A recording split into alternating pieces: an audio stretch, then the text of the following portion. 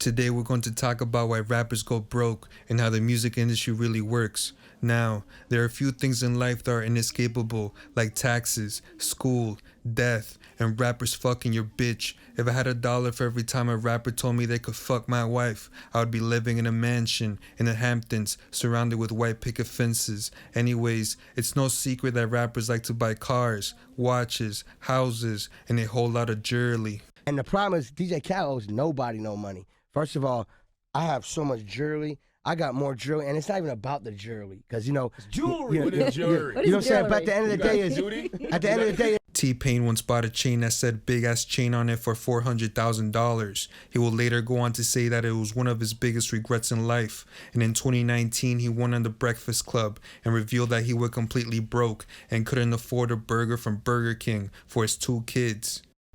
When you say you was broke, was you at like $0 broke? I had to borrow money to get my kids Burger King.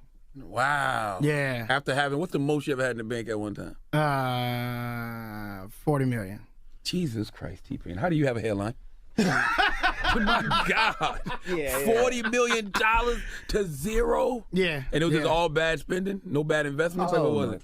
It was a lot of bad investments. Rappers going broke is a tale as old as the universe. As a matter of fact, the first recorded 808 sound was a big bang, and the first trap hi-hat pattern was invented by Jesus Christ. Another great example of rappers going broke includes Fetty Wap. For those who are in their early 20s, the number 1,738 holds a special place in their hearts. And of course, the iconic, "Hey, I got a Glock in my Rari. Hey, 17 shots, no 38. Hey, I got a Glock in my Rari. 17 shots, no 38. never fails to bring a tear to my eye. Lord knows how many times I've sang Trap Queen while fantasizing about cooking crack on my electric stove. During 2015, Fetty Wap was on top of the world, opening up for Taylor Swift and collaborating with Drake.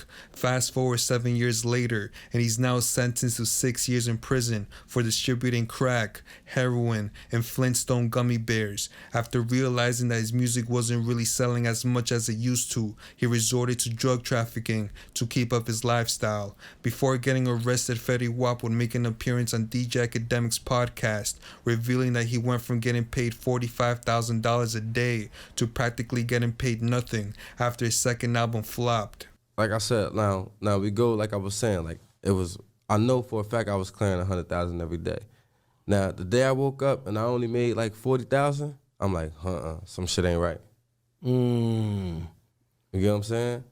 And I'm like, 40,000, 40,000, 40,000, 30,000. Hey, we want to book Fetty for 50,000. I'm like, what the fuck? Oh, okay. This is what time? This is the end of 2017. Okay. Continue. And I'm like, all right, it's happening. I'm like, this where shit start getting dark.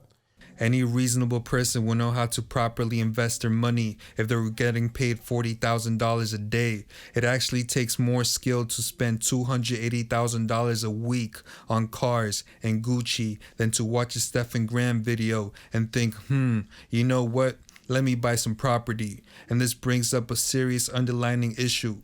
Is there a logical reason why so many rappers go broke, besides the obvious horrible spending habits they have? And this brings us to the second part of the video, the music industry and its predatory contracts. To understand the music industry, you have to understand music contracts. Typically, a contract is set up like this. When the rapper gets signed to a label, whether it be Universal, Republic, Columbia Records, Def Jam, Atlantic, etc., they receive an advance, which is money the label gives them to produce singles and albums. It's essentially a loan that the label expects to recoup later on. I'll give you a perfect example. Imagine your name was Lil Xan and you just signed to Universal Music Group and the label is willing to give you an advance of $1 million. You're excited to tell your friends and family that you finally made it, that the face tattoos and crippling drug addiction paid off. So you decide to buy a brand new Mercedes G-Wagon for $150,000. You're now down to $850K. But wait a minute, where's your chain? Being a rapper without any drip is like taking a shit without farting. It's impossible. So you go to Icebox and cop a custom $100,000 diamond chain that depreciates in value the moment you put it on your greasy neck.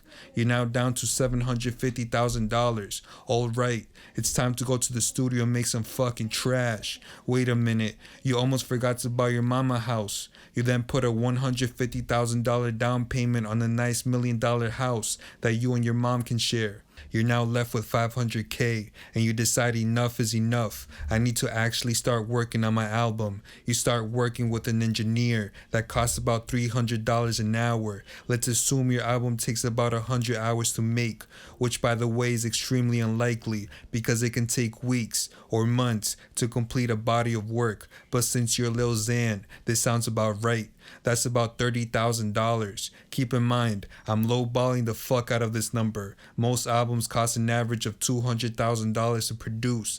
Anyways, you now have $470,000 left to your name. Then the label calls you, saying that you need to release 2 music videos for your album rollout.